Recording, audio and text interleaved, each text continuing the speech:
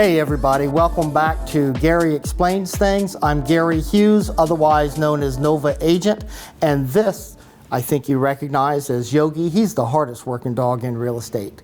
Today we're going to talk about moving and try to get you some moving tips. To do that, I've invited the owner of Express Moving and Storage, Robin Bolt, to have a conversation. Robin, would you introduce yourself and tell us a little bit about your company? Sure. I'm Robin Bolt. I'm actually one of two owners. My business partner is Caesar Arita. We are a local and long distance residential and commercial moving company. I would say the vast majority is local moves in the DC area, so Virginia, DC, and Maryland. Tell me how you got into the moving business. Well, I was working for an auction company actually, and I was working with another gentleman who was Caesar. And he was a mover at the time. I was director of operations. We got along great. He was an awesome employee. Eventually he left. He got a better gig somewhere else, closer to home. And then he came back about 6 months later and asked me, hey, would you like to start a moving company with me? Because he had actually been a mover for about 10 years at that point. And I was ready for a change. And I said, sure, let's give it a shot. I always liked Caesar a lot. Great worker, so I thought this might actually work. And it's been almost 10 years, and we've been growing ever since, and it's been going really well.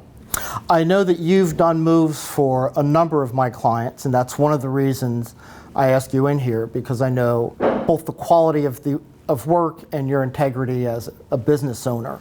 I know that anybody listening to this is going to get good advice or good words, good information. So thank you for coming in to do that. Thank you. One of the things that you did for a client of mine was her dad was moving to an assisted living facility, and they had things that needed to be dropped at multiple locations. Can you talk about that part of your work? Sure, that actually happens quite a bit. You might be surprised.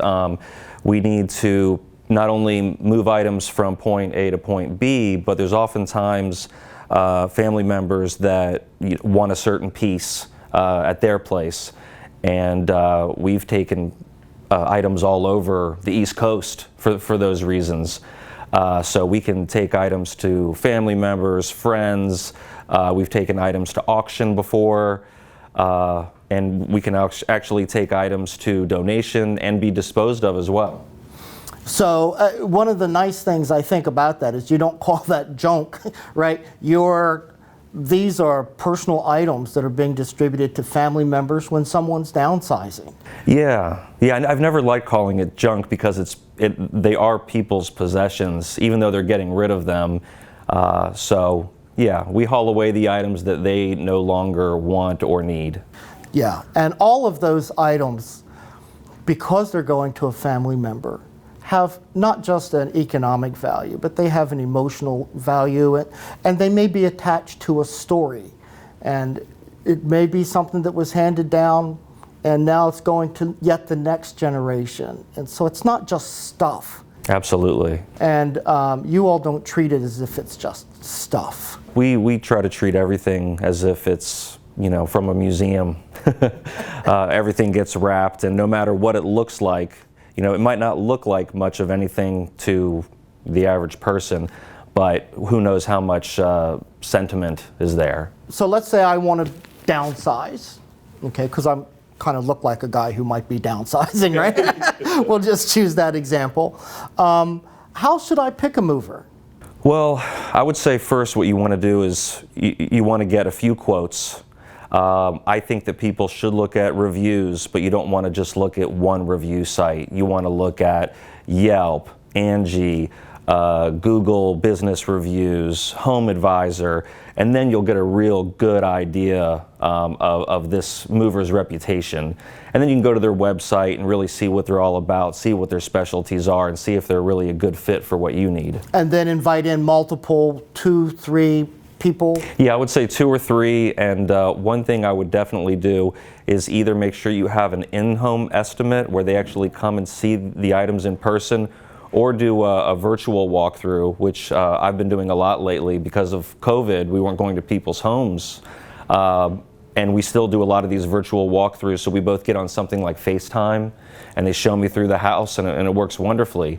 If for some reason neither one of those can happen, I recommend that you just make sure that you give the mover a really accurate inventory, because you don't want any surprises. You want the most accurate estimate possible. One of the things that's really, really kind of bad for your industry are the fraudsters, where they don't come and do an in-home estimate. They don't give you a solid estimate in writing. Absolutely, because a mover can charge, say at the other end, they'll charge extra if there's stairs, and if they didn't know about the stairs. If they didn't know there was an elevator involved, they can charge an elevator charge. Just things like that. So you want to give as much information as possible. Are there really long hallways? Things like that, long sidewalks. Because if a mover's charging by the hour, those things take more time. Know as much about what you're moving. Know as much about where it's going as possible. Make sure you share all of that information with everyone who comes to give you an estimate, and then see how it goes. As a customer, you don't want surprises, and as a moving company, you don't want surprises either. You just want things to go as smoothly as possible. So tell me about someone who might be moving, let's say a first-time home buyer, might be moving from an apartment to a condo. Okay. Do you do those kinds of moves? Oh yeah. Yeah, apartment to condo, condo to single-family home to high-rise, moving to, like we mentioned before, several different locations. I think we do it all, and no move is too small or too big. We'll go to someone's house and move a piano from one room to another room, and that'll be it. You're express moving in storage. So let's stay with the downsizing thing for just a moment. I have a grand piano, or a baby grand probably, in my house. I have a baby grand piano and a really large solid wood mahogany bedroom set. And it's going to go to my youngest child. But I need to move now, or I need to move in 3 weeks or 4 weeks. But my youngest child is not going to be ready to receive that furniture for 2 months, because they're buying a new home in South Carolina. Our schedules don't exactly match up. How can you step in and be of assistance in that situation? Yeah, that kind of thing happens quite a bit. Or for example, someone's moving into a new home, but that home's not completely built or ready to move in. So we can move the items into, we have storage. So we have a couple of warehouses. One of them is climate controlled. We can move the items into storage.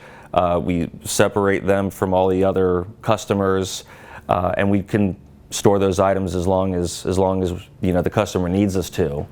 And then whenever they're ready to have it move into the new place, we just schedule that and move it into the new place. Moves don't have to be immediately from one place to another. There can be a gap in there, and someone, a moving and storage company like you, can step in and offer those alternatives. Absolutely. We customize moves all the time. There's so many different scenarios out there, and we like to think that we can accommodate just about every one of them.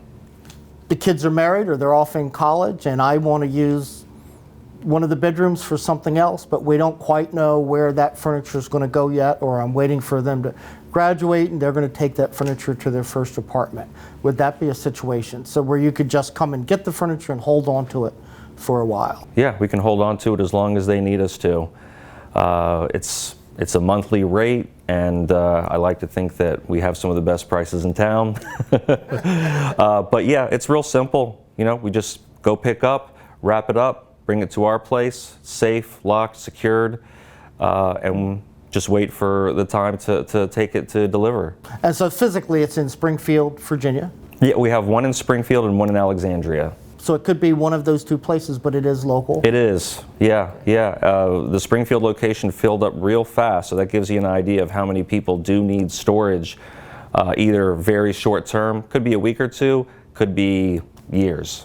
That's fantastic. I have known Robin, for full disclosure, I think since your business started.